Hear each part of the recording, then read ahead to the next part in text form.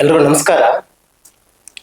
21ನೇ ಶತಮಾನದ ಈ ಲಯಗೆಟ್ಟ ಸಾಮಾಜಿಕ ವ್ಯವಸ್ಥೆ ಒಳಗಡೆ ಸಾಮಾಜಿಕ ಜಾಲತಾಣಗಳ ಕೈಗಳಿಗೆ ತಮ್ಮ ಬುದ್ಧಿಯನ್ನ ಮತ್ತೆ ಸಮಸ್ತ ಶಕ್ತಿಯನ್ನ ಕೊಟ್ಟು ಬದುಕ್ತಕ್ಕಂತಹ ಇವತ್ತಿನ ಯುವ ಜನತೆಯಾದಿಯಾಗಿ ಎಲ್ಲ ಜನಸಮೂಹ ತಮ್ಮ ತನವನ್ನ ಕಳ್ಕೊಂಡು ಬದುಕ್ತಾ ಇರ್ತಕ್ಕಂಥದ್ದು ತಮ್ಮೆಲ್ಲರ ಗಮನಕ್ಕೆ ಇದ್ದೇ ಇದೆ. ಈ ಒಂದು ಕಾಲಘಟ್ಟದಲ್ಲಿ ಅರೆ ಬರೆ ಜ್ಞಾನವನ್ನ ಹೊಂದಂಥವರು ಸಮಾಜದ ಮುಂಚೂಣಿಯಲ್ಲಿ ಇದ್ಕೊಂಡು ತಮ್ಮದೇ ಆಗಿರ್ತಕ್ಕಂತಹ ಅರ್ಧ ಜ್ಞಾನವನ್ನ ಪ್ರದರ್ಶನ ಮಾಡ್ತಾ ಸಾಮಾಜಿಕ ವ್ಯವಸ್ಥೆಯ ಆಳ ಅಗಲಗಳ ಅರಿವಿಲ್ಲದೆ ಇರ್ತಕ್ಕಂಥವರು ಕಂಟಕಪ್ರಾಯವಾಗಿರ್ತಕ್ಕಂಥದ್ದು ಭವಿಷ್ಯತ್ತಿಗೆ ಹಿಡಿಯಬಹುದಾಗಿರ್ತಕ್ಕಂಥ ಕೈಗನ್ನಡಿ ಅನ್ನೋದನ್ನಂತರ ಅಭಿಪ್ರಾಯ ಆಗಿದೆ.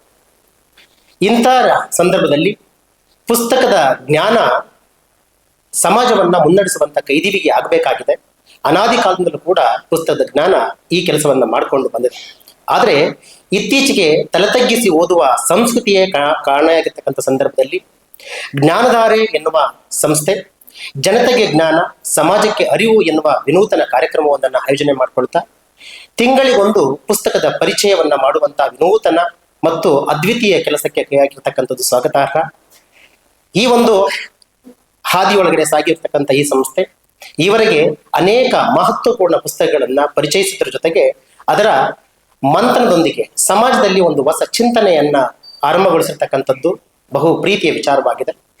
ಈ ಒಂದು ಹಾದಿಯಲ್ಲಿ ಸಾಗಿ ಹೊರಟಿರ್ತಕ್ಕಂಥದ್ದು ಇದೇ ತಿಂಗಳ 14ರಂದು ಶನಿವಾರ ಸಂಜೆ 6:30 ಕಲ್ಪತರು ಗ್ರ್ಯಾಂಡ್ ಈ ಒಂದು ಹೋಟೆಲ್ನ ಮೇಲ್ಭಾಗದಲ್ಲಿ ಮತ್ತೊಂದು ಪುಸ್ತಕದ ಪರಿಚಯವನ್ನ ಮಾಡುವಂತ ವಿನೂತನ ಕಾರ್ಯಕ್ರಮವನ್ನು ಆಯೋಜನೆ ಮಾಡಿಕೊಳ್ಳಲಾಗಿದೆ.